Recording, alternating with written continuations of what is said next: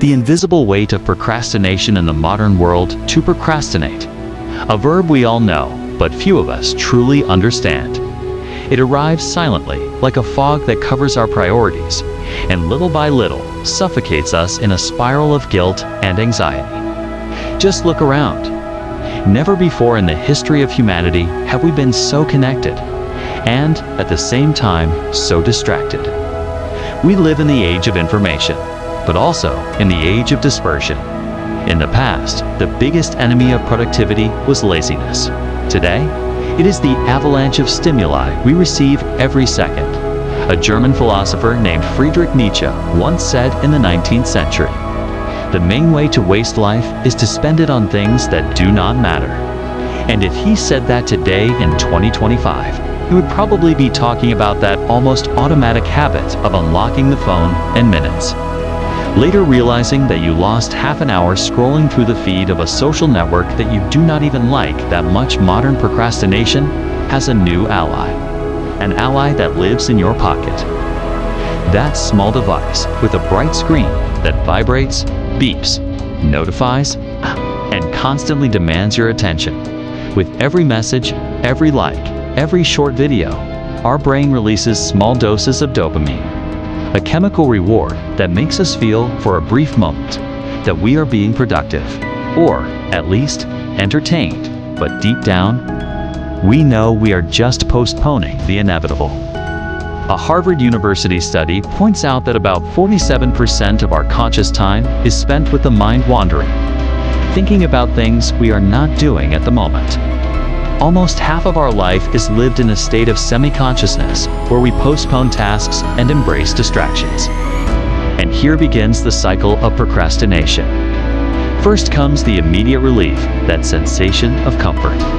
By choosing distraction over the difficult task, then comes the guilt, followed by anxiety, and finally, mental overload.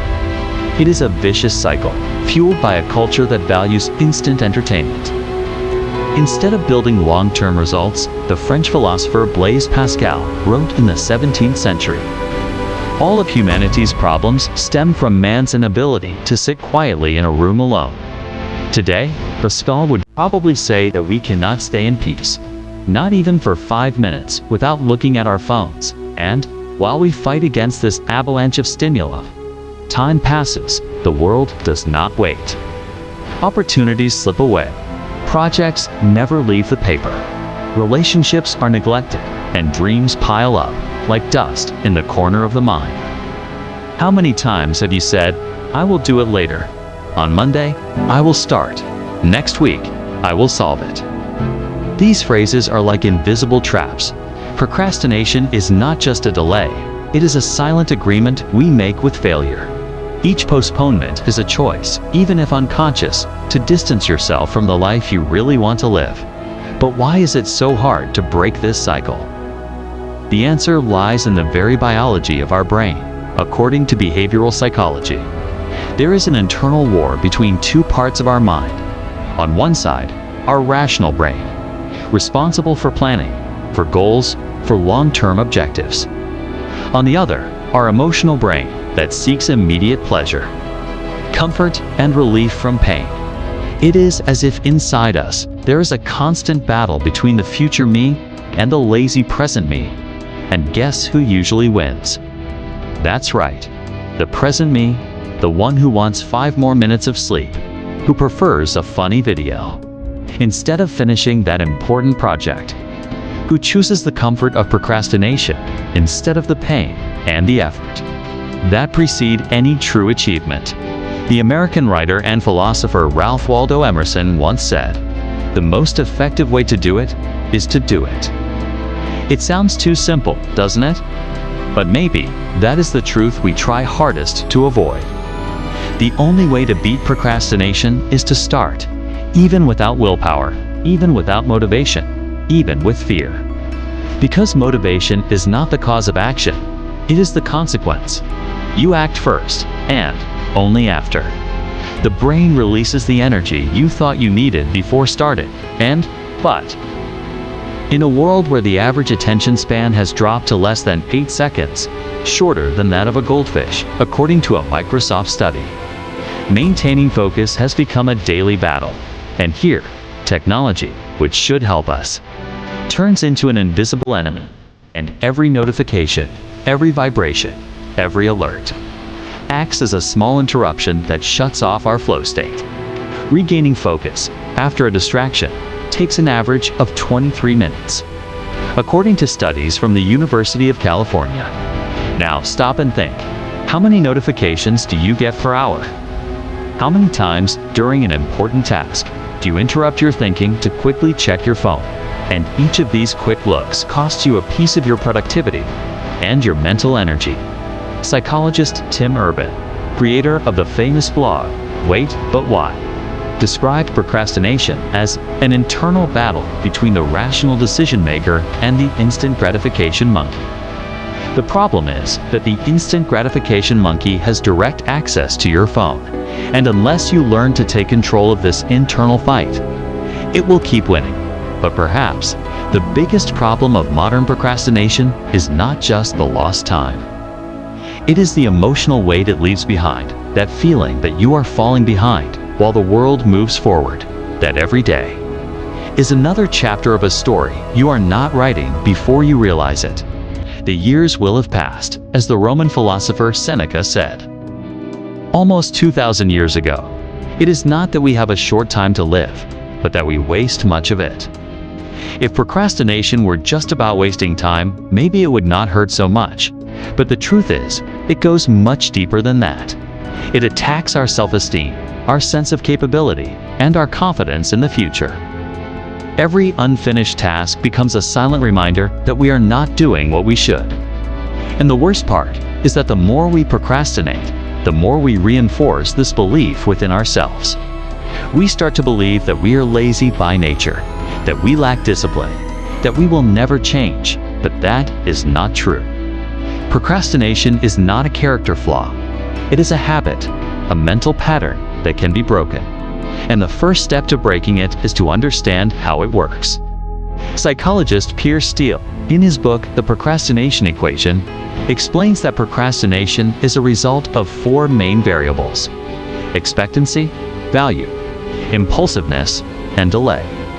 In simple terms, if you believe that you will fail at a task, if you do not see much value in completing it, if you are highly impulsive, and if the reward for completing the task seems far away, the chance of procrastination increases drastically. That is why short-term rewards, like checking social media, win over long-term goals, like finishing a degree, writing a book, or starting a business. Our brain is programmed to prioritize what brings immediate pleasure. And technology understands this perfectly. Apps, games, social networks, all designed with one purpose: to capture your attention for as long as possible. The infinite scroll, the notifications, the autoplay. They are not accidental. They are intentional traps for your attention. And while we fall into these traps, our goals are left behind. The philosopher Viktor Frankl, author of Man's Search for Meaning, said, "When a person cannot find a deep sense of meaning, they distract themselves with pleasure." And that is exactly what many of us are doing today. We run from task to task, from video to video, from distraction to distraction, trying to fill a void, a discomfort that grows every day. We avoid facing what really matters. But how do we get out of this cycle? The answer lies in small, consistent actions. One of the most effective techniques is called the 2-minute rule, popularized by productivity expert James Clear. The idea is simple. If a task takes less than 2 minutes to start, do it immediately.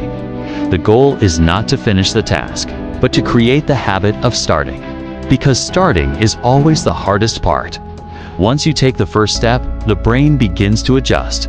Motivation starts to appear, and completing the task becomes easier. Another powerful strategy is time blocking. Setting fixed periods in your day dedicated to a single activity. During that time, all distractions must be eliminated.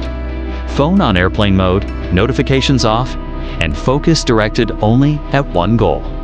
The writer Cal Newport calls this deep work a state of intense concentration where your productivity multiplies. But to reach this state, you need to create an environment that supports focus, not one that sabotages it.